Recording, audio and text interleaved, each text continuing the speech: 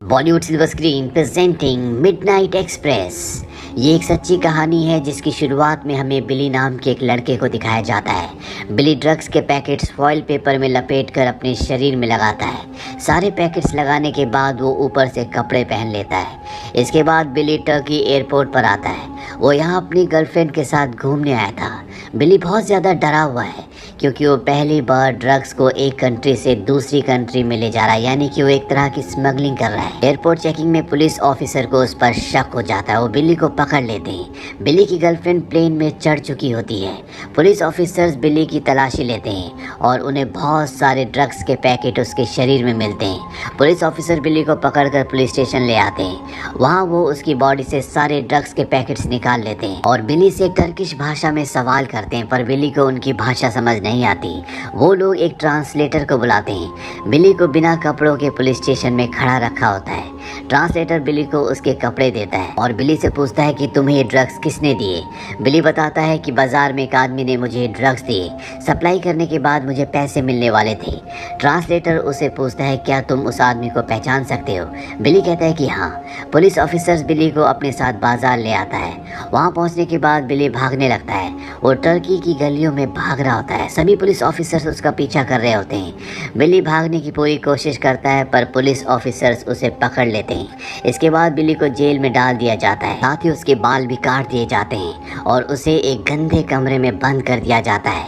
वो गार्ड से कंबल मांगता है पर वो उसे मना कर देते हैं। रात के समय बिली के बगल वाली सेल में जो कैदी होता है वो उससे कहता है कि तुम्हारा दरवाज़ा बाहर से खुला हुआ है, अगर तुम्हें कंबल चाहिए तो वो तीसरे कमरे में रखी है।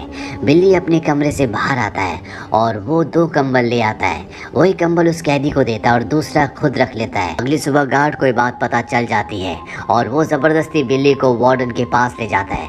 वार्डन बिली को उल्टा लटका कर बहुत मारता है। वो बिली को इतना मारता है कि बिली अगले दिन खड़ा भी नहीं हो पाता।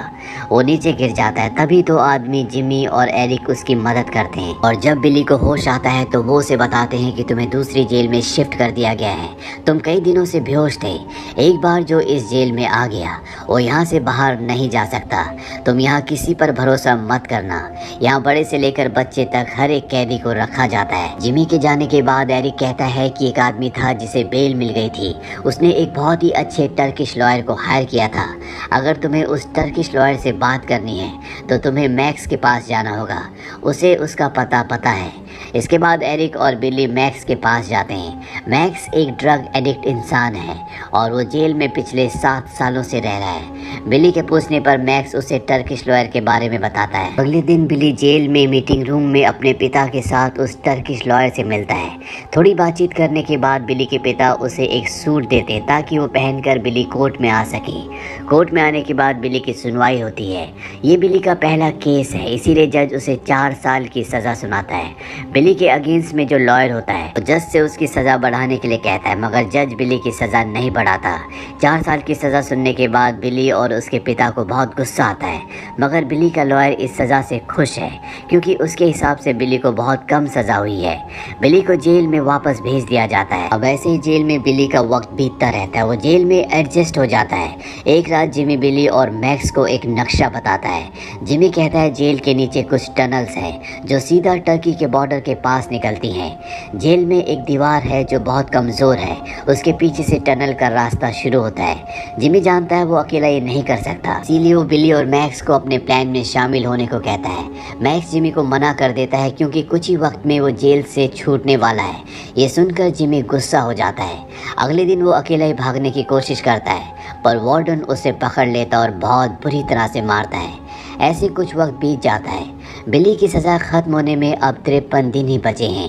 एक दिन बिली को पता चलता है कि उसके ऑपोजिट लॉयर ने उसके खिलाफ हाई कोर्ट में केस किया है। बिली के लॉयर का असिस्टेंट उसे बताता है कि टर्किश गवर्नमेंट बाहर से आए हुए स्मगलर्स को सबक सिखाना चाहती है।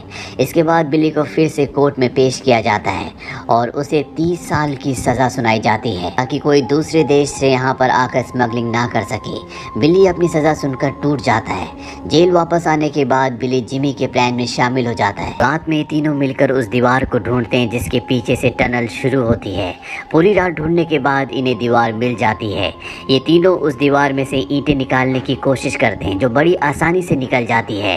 थोड़ी ईंट निकलने के बाद ये देखते हैं कि पीछे से एक रास्ता है, तो देखकर ये लोग बहुत खुश हो जाते हैं। ये लोग वापस ईंटों को वैसे लगा देते हैं और अगली रात को पूरी तैयारी के साथ जेल से भागने के लिए निकल जाते हैं। ये सभी टनल से होते हुए नीचे आते हैं। टनल में पानी भरा होता है लेकिन फिर भी ये टनल में लगातार आगे बढ़ते रहते हैं और ये देखते हैं कि टनल के खुलने का जो रास्ता होता है, जो बाहर जाने का रास्ता है, वहाँ पर दीवार बनी हुई है। यानी कि गवर्नमेंट को इस टनल के बारे में पता था, इसीलिए उन्होंने इसे बंद कर दिया।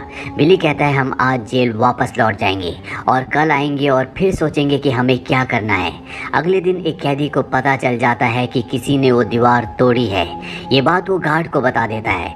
गार्ड उस दीवार को तोड़ देता है। वार्डन को लगता है कि ये सब जिमी ने अकेले किया है क्योंकि पहले भी उसने भागने की कोशिश की थी। गार्ड जिमी को पकड़ कर ले जाता है और इसके बाद जिमी के साथ क्या हुआ किसी को कभी पता नहीं चला। अब रात को मैक्स को उस कैदी पर, जिस कैदी ने इनकी सुरंग के बारे में शिकायत की थी, उस पर बहुत गुस्सा आता है। उसकी पहले भी उससे लड़ाई हो चुकी है। वो बिली को बताता है कि इस कैदी को अपने पैसों से बहुत प्यार है जिन्हें ये अपने रेडियो में छुपा कर रखता है। बिली उसके सारे पैसे बर्बाद कर देता है और जब वो कैदी ये सब कुछ देखता है तो उसे बहुत गुस्सा आता है। उसे लगता है कि ये सब कुछ मैक्स ने किया है। वो कैदी एक ड्रग्स का पैकेट वार्डन को देता है और बताता है कि ये उसे मैक्स के पास से मिला। वार्डन गार्ड्स के साथ मैक्स को पकड़ कर ले जाता है जिससे बिली को बहुत गुस्सा आता है और वो उस कैदी को इतना मारता है कि उसकी मृत्यु हो जाती है। इतना सब होने के बाद बिली पागल हो जाता है। गार्ड्स बिली को उसी जेल के पागल खाने में डाल देते हैं। अब इस घटना को 7 महीने बीत जाते हैं। बिली को जिस पागल खाने में डाला होता है वहाँ उससे भी पागल लोग रहते हैं। मैक्स भी वहीं होता है पर दिमाग में खराबी के कारण ये दोनों एक दूसरे को नहीं पहचान पाते। बिली बहुत शांत रहने लगता है। एक दिन उससे मिलने उसकी गर्लफ्रेंड आती है। उसे देखने के बाद, मिलने के बाद बिली का दिमाग धीरे धीरे ठीक होने लगता है। उसे पुरानी बातें याद आने लगती है। बिली की गर्लफ्रेंड उसे एक एल्बम देती है और बताती है कि ये मुझे तुम्हारे पापा ने देने को कहा था, वो तुम्हारा टर्की के बॉर्डर पर इंतजार कर रहे हैं। बिली की गर्लफ्रेंड उसे कहती है कि तुम्हें यहाँ से भागना होगा वरना तुम मारे जाओगे। तभी टाइम खत्म हो जाता है और बिली की गर्लफ्रेंड को जाना पड़ता है।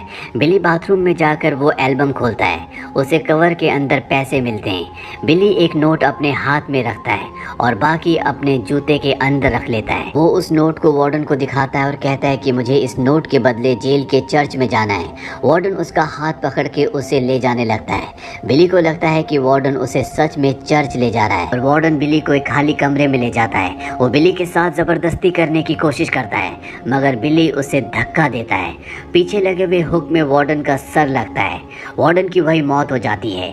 इसके बाद बिली वहाँ रखे पुलिस वालों के कपड़े पहनकर वहाँ से सुरक्षित निकल जाता है। कुछ ही देर बाद वो टर्की के बॉर्डर को क्रॉस करके ग्रीस पहुँच जाता है। यानी कि वो टर्की की गवर्नमेंट की पहुँच से अब पूरी तरह से बाहर है। सन 1970 में उसे जेल हुई थी और आज साल होता है सन 1975 का, यानी कि उसने 5 साल जेल में बिताए। अब 3 हफ्तों बाद बिली वापस अपने घर पहुंच जाता है। बिली जिसने पैसों के लालच के चलते एक गलत रास्ते को चुना जो हर तरह से गलत है, जिसके लिए उसे सजा भी हुई, लेकिन वो 5 साल जो उसने जेल में दर्द में बिताए, जो उसकी ज़िंदगी से, उसके दिलो दिमाग से कभी नहीं निकल पाए, वो 5 साल उसकी ज़िंदगी के बहुत अहम साल थे। उन 5 सालों में वो अपना करियर, अपना बहुत कुछ खो चुका था जिसका उसे ताउम्र पछतावा रहा। इसीलिए कहते हैं कि गलत रास्ता कभी भी नहीं अपनाना चाहिए। रास्ता भले लंबा क्यों ना हो लेकिन वो सही होना चाहिए। तो ये थी पूरी कहानी मिडनाइट एक्सप्रेस की, जो कि बिली की ज़िंदगी की सच्ची कहानी थी। ये फिल्म सन 1978 में रिलीज़ हुई थी। IMDb पर इसकी रेटिंग है 7.6। इस फिल्म का बजट था $2.3 मिलियन और बॉक्स ऑफिस पर इसने कमाई की थी $35 मिलियन की। उम्मीद करते हैं कि ये कहानी आपको पसंद आई होगी।